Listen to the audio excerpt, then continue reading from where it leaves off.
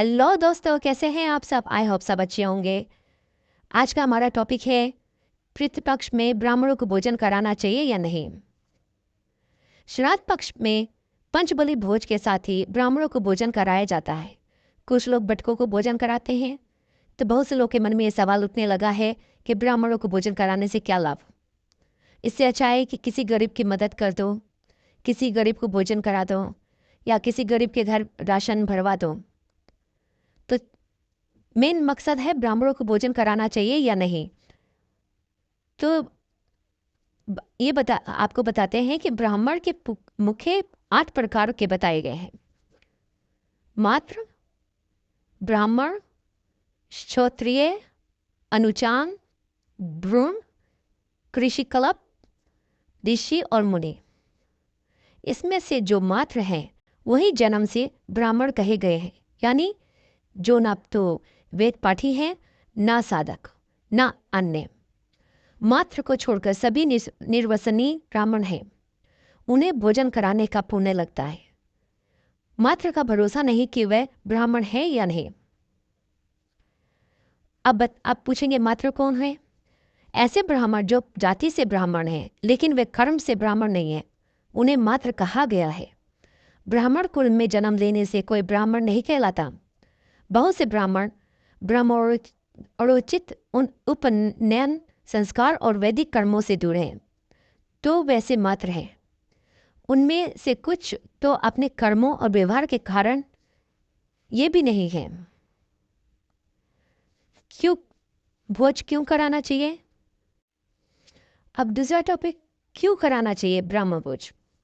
जैसे पंचबली कर्म में गाय, कुत्ते, कौवे, चींटी और अतिथि या देव भोज को भोजन कराते हैं, तो ये नहीं सोचते कि उन्हें क्यों भोजन दे रहे हैं।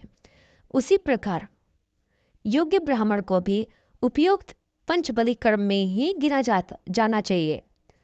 भांजा और जमाई को भी भोजन कराते वक्त नहीं सोचना जाता, तो फिर ब्राह्मण को भोजन कराते वक्त क्यों सोचते हो? ब्राह्मण भोज का क्या विज्ञान है? विज्ञान से क्या रिश्ता है? हम सभी जानते हैं कि पृथ्वी में विधिवत डाला हुआ अन्न का बीज 100 गुना बढ़ता है और जल के अनुपात से खाई हुई औषधि सहस्रगुणी फलवती होती है। इसी प्रकार अग्नि में डाली गई वस्तु लक्ष गुना और वायु कणों में परिवर्त अनंत गुनी हो जाती है। यानी हवन का अन्य परिवर्तित होकर देव और पितरों को तृप्त करता है। पुराण कहते हैं कि ब्राह्मण भी अग्नि स्थानीय है, अर्थात विराट के जिस मुख से अग्निदेव उत्पन्न हुआ है उसी मुख से ब्राह्मण की उत्पत्ति लिखी है। रेडियो यंत्र के सानिध्य में समुच्चरित एक शब्द विद्युत शक्ति के प्रभाव से ब्रह्मांड भर में परिवर्तित हो जाता है। इसी तरह वैदिक विज्ञान में भी लोकांतर में बसने वाले देव पितर आदि प्राणियों तक पृथ्वी लोक से द्रव्य पहुंचाने के लिए अग्निदेव का माध्यम नियत किया गया है, जिसका प्रतिक्रियात्मक स्वरूप अग्नि में हवा और कव्य को विधिवत होना मना है। शास्त्रों के अनुसार पितृपक्ष में ब्राह्मणों को भोजन कराने से पूर्वज प्रसन्न होकर तृप्त होते हैं।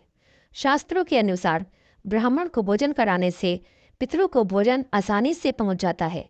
शास्त्रों के अनुसार श्राद्ध वाले दिन में पितृ स्वयं ब्राह्मण के रूप में भोजन ग्रहण करने आते हैं। धर्म ग्रंथों के अनुसार ब्राह्मण के साथ वायु रूप में पितृ भी भोजन करते हैं। तो चलिए आपको बताते हैं ब्राह्मणों को भोजन कैसे कराएं। नंबर 1, श्राद्ध तिथि पर भोजन के लिए ब्राह्मणों को पहले से आमंत्रित करें। नंबर 2, दक्षिण दिशा में बिठाएं, क्योंकि दक्षिण में पितरों का वास होता है। नंबर 3, हाथ में जल और अक्षत, फूल और तिल लेकर संकल्प कराएं। नंबर 4, कुत्ते, गाय, कौवे, चींटी और देवता को भोजन कराने के बाद ब्राह्मणों को भोजन कराएं।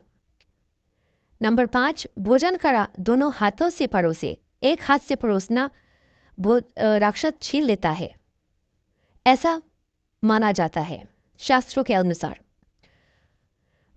नंबर 6, बिना ब्राह्मण भोज के पितृ भोजन नहीं करते और श्राप देकर लौट जाते हैं। नंबर 7, ब्राह्मणों को तिलक लगाकर कपड़े, अनाज और दक्षिणा देकर आशीर्वाद लें। नंबर 8, भोजन कराने के बाद ब्राह्मणों को द्वार तक छोड़ने जाएं। नंबर 9, ब्राह्मणों के साथ पितरों की भी विदाई होती है। नंबर 10, ब्राह्मण भोजन के बाद स्वयं और रिश्तेदारों को भोजन कराएं। नंबर 11, श्राद्ध में कोई भिक्षा मांगे तो आदर से उसे भोजन करा दें या दान दे दें। जो भी वो मांगता है, भिक्षा मतलब कुछ भी मांगता है, जैसे खाने पीने की चीज़ें, अनाज दाना, कपड़े वगैरह, तो आप उसको मना ना करें उसे, बल्कि रिस्पेक्ट के साथ उसे भोजन भी कराएं और उसको भिक्षा भी दें। नंबर 12, बहन, दामाद और भांजे को भोजन कराए बिना पितृ भोजन नहीं करते। नंबर 13, कुत्ते और कौवे का भोजन कुत्ते और कौवे को ही खिलाएं। नंबर 14, देवता और चींटी का भोजन गाय को खिला सकते हैं। तो दोस्तों, कैसे रहा मेरा ये वीडियो? अगर आपको पसंद आया तो लाइक और कमेंट जरूर कीजिएगा और शेयर भी कर दीजिएगा। अगर आप मेरे चैनल पे नए हैं तो इसे सब्सक्राइब करना ना भूलें और बेल आइकन को जरूर दबाएं, जिससे मेरी आने वाली सभी वीडियो आप तक पहले पहुंच जाए। तो मैं लेती हूँ इजाज़त। नमस्कार।